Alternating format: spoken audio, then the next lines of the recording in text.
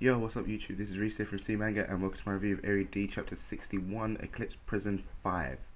So, I guess the Eclipse, it pretty much only just affects like the Ferris wheel area, seeing as how like now everyone's still able to use their abilities. It's like, surely they could all still use their abilities. Rio could just use the shadow walk thing, go straight all the way in and just like, recon for them instead of them like trying to sneak. It would have made a bit more sense. Anyway, three pursuers of Kaito and Mariko, they basically reveal their faces, and straight away you can just tell that one of them looks completely out of place. It's just like some young guy. The other two look like biker gang rejects, like old school biker gang. But anyway, after this, middle dude, the first biker gang guy, he ends up revealing his power, which I gotta say is actually kind of a cool power. It has a whole like evil demeanor vibe about it. Basically, you can kind of like generate blades out of himself and then fire him like projectiles, kind of like Spike from X-Men. I think that's who it was. Yeah, kind of like him, except that obviously it's not weird bone spine things, it's actually blades. I think they kind of look like blades. So anyway, we also get to find out a little bit about what the Ubermerch actually tell people to get them to join them. They basically say that they will take, oh gosh, sorry, this is going to be a little quote here. They basically say that they are the army or the holy war of the altered who will become the ruling race. So basically, in a nutshell, it's trying to say that Ubermerch will take over by defeating human and altered alike. It doesn't matter who they are, basically they just want to take over the world and be at the top. But anyway, they're quickly interrupted, their little conversation, by the arrival of Kaito, who just makes complete and quick total work of them. Like, it just takes them out like nothing, So like, the guy just fires his projectiles at him and just like, oh, okay, cool, well, you made the mistake of showing me what you can do beforehand. And then next week, it's like he just absorbs it with his room ability and then fires him straight back at him. You see, Kaito's ability is really good, for like things like that. So I guess he can't get shot. I'm not sure whether he can get stabbed though. I don't know. But anyway, we kind of like finally get to see a bit more about the identity of the killer of Kaito's sister. Turns out he's an altered as well, just as I thought. So like, why would a normal person be going around able to take out all these altered? Look at how much trouble friggin' Jin and Goz are giving the whole wardens. Like, yeah, it doesn't make sense for just a normal person to be able to kill them all. So anyway, this guy who killed Kaito's sister apparently has like a giant Z on his face, or Z if you're American.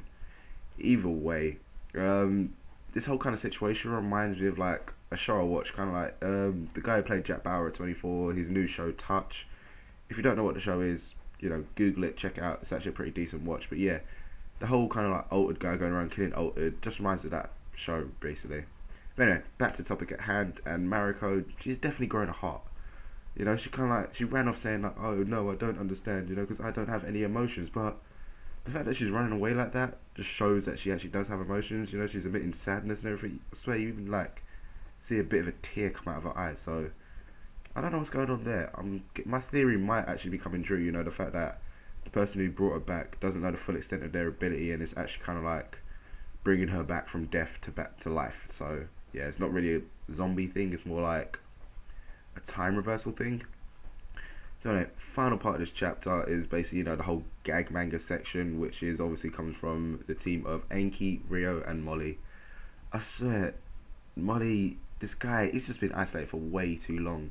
It's like, it really just would not take him long to get on like a sex offenders list. The stuff that he does is just it's just such a perverted otaku guy. But anyway, these guys, their route, it basically leads them through a haunted house. Only thing is, they pretty much just walked straight into a trap. Considering how like when they first walked in, it's like, oh yeah, we can see the exit, but they've been in that place for ages, and like now they end up in some long ass hallway. It wasn't really like there's 20,000 turns for them. It's just a straight line. So yeah, I wonder what's gonna happen there. Like whether Molly will turn into like some sort of tactician dude, so they can take out the cannon fodder Ubermerch guy who turns up, or whether Enki and Rio will just be able to take him out by themselves. Because obviously these guys might be cannon fodder. So look how quickly Kaito took out those three guys. So they're still at the friggin' entrance, So I guess once they get further in, that's when all the big players will come out.